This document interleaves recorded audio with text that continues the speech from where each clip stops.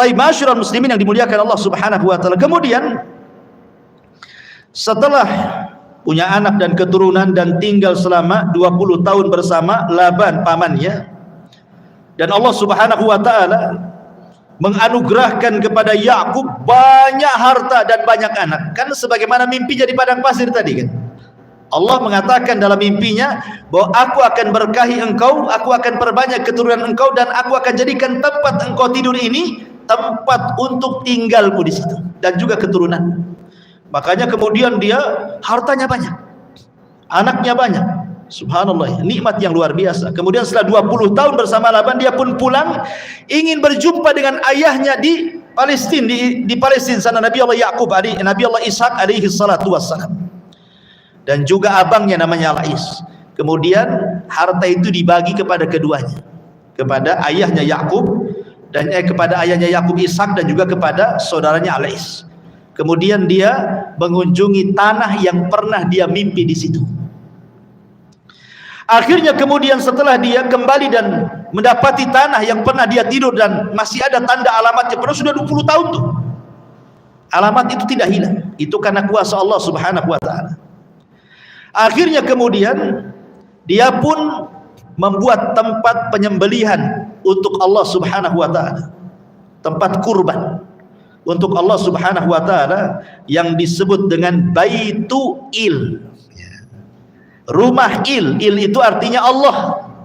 Berarti kalau diartikan rumahnya Allah, Jibril hamba Allah, Mikail khadimullah, pembantu Allah. Pokoknya kalau ada il itu artinya Allah. Maka Yakub kemudian membangun Baitu Il. Disitulah dia menyembelih taqarrub ilallahi azza wajal, yang kemudian disitulah letak daripada Baitul Maqdis. Dia bangun Baitul Maqdis di situ. Ya, karena Baitul Maqdis sudah terkubur. Dialah yang kemudian meninggikan lagi bangunannya. Ya, Masjidil Aqsa lah kalau sekarang ya. Itu ditinggikan lagi dan menjadilah tempat ibadah Yakub dan seluruh keturunannya di situ. Kalau kita sedikit cerita tentang pembangunan Masjidil Aqsa, ikhwatul fillah muliakan Allah Subhanahu wa taala. Sedikit kita melenceng sedikit, enggak apa-apa, masih ada kaitannya di sini. Ada yang mengatakan bahwa Masjidil Aqsa itu yang membangun adalah malaikat yang pertama kali. Tetapi pendapat ini banyak yang ditolak. Tapi yang betul bahwa yang membangun Baitul Maqdis adalah Nabi Adam alaihi salatu wassalam setelah membangun Masjidil Haram. Jaraknya 40 tahun. Sebagaimana hadis Abi Dzar yang sahih, ketika Rasul ditanya antara jarak pembangunan Haram dengan Baitul Maqdis berapa tahun? Rasul mengatakan arba'ina sanatan. 40 tahun. Haram dulu, setelah 40 tahun baru Aqsa. Ya. Lah kemudian setelah Adam alaihi salatu wassalam, maka Al-Quds itu, Madinatul Quds itu dikuasai oleh kaum yang disebut Yabusiyun. Orang-orang Yabusiyun itu sekitar tahun 3000 sebelum Masehi sampai dari tahun 1550 sebelum Masehi sampai 3000 sebelum Masehi. Sampai kemudian datanglah kabilah yang disebut dengan Kan'aniyah atau Kan'aniyun. Mereka lah yang kemudian membangun Madinatul Quds, yang dulu disebutnya adalah Aru Shalim yang disebut dengan Madinatus Salam. Nah, sekarang disebut dengan Yerusalem lah bahasa kita. Ya. Kemudian setelah itu pada tahun 1000 sebelum Masehi itu kan datang Faraina, orang-orang Faraina menguasai. Kemudian setelah itu datang orang-orang Amalikah. Setelah Faraina datang orang-orang Amalikah. Ketika dikuasai Amalikah inilah kemudian direbut lagi oleh siapa? Oleh pasukan Talut. Yang ketika itu Jalut kalah dan dibunuh Nabi Daud.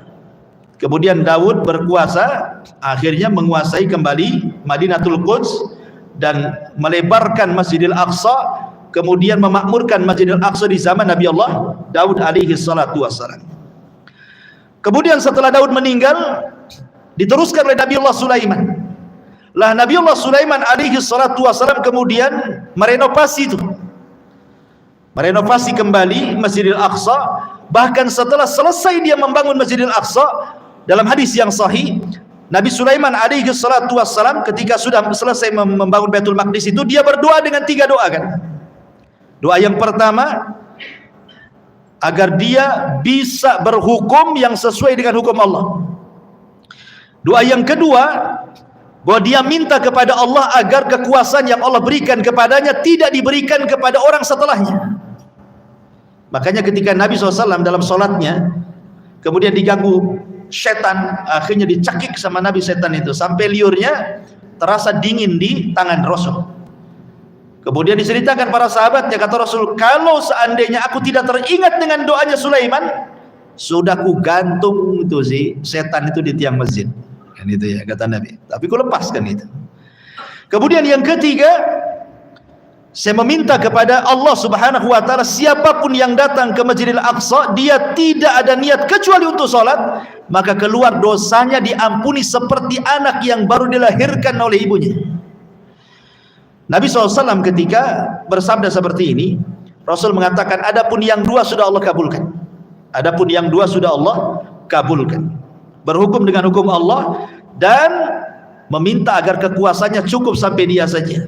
Jangan ada orang yang berkuasa setelahnya seperti Sulaiman.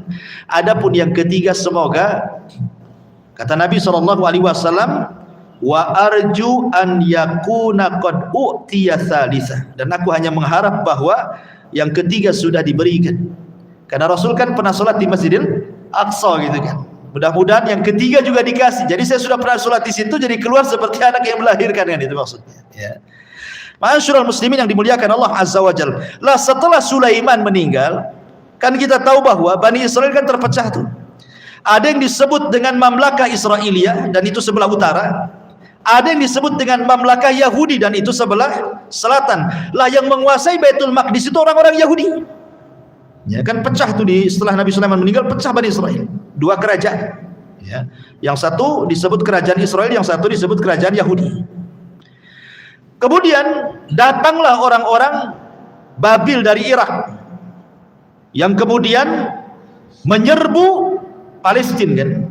Ada yang mengatakan Bukhtun Nasr, menghabiskan semua orang-orang Palestina. Orang-orang di Yahudi dibantai sampai dirobohkan semua bangunan, termasuk juga Haikal Sulaiman ataupun Masjidil Aqsa dihancurkan oleh Bukhtun Nasr. Ya.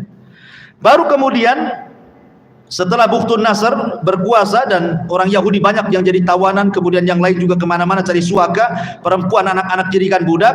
Baru setelah itu Persia menyerang, Babil kalah. Ya, karena Persia ketika menyerang Babil ini atas bantuan orang-orang Yahudi gitu ya. Makanya kemudian Persia mengembalikan tawanan-tawanan Yahudi yang ada di Irak untuk kembali ke Baitul Maqdis dan membangun lagi Baitul Maqdis. Ya, di tangan Persia itu. Sampai akhirnya Persia dikalahkan Romawi. Dikalahkan Romawi. Akhirnya kemudian mereka pun menjadi budak lagi di bawah Romawi. Romawi Nasrani. Ya, orang-orang Nasrani kan orang-orang Yahudi. Ya. Sampai akhirnya kemudian Romawi pun pecah menjadi 2, ada Imperium Romawi, ada Imperium Byzantium ya. Lah, yang Imperium Byzantium ini sebelah timur, kalau yang Romawinya sebelah barat gitu ya. Lah, barulah kemudian dia membangun, orang Romawi Bizantium ini membangun gereja. Makanya kan dekat Masjidil Aqsa kan ada gereja juga di situ. Gereja yang disucikan orang Nasrani disebut dengan Kanisatul Qiyamah sampai hari ini. Ya, makanya kenapa Baitul Maqdis itu disucikan orang Yahudi, disucikan orang Nasrani, disucikan orang Islam. 3 agama di situ semua. Ya. Sampai akhirnya kemudian orang Persia datang lagi, kemudian menyerang Romawi kalah, tapi kemudian Romawi berhasil mengalahkan Persia sampai kemudian akhirnya datang Nabi SAW. Intinya bahwa itu sekilaslah cerita tentang pembangunan Baitul Maqdis atau Masjidil Aqsa.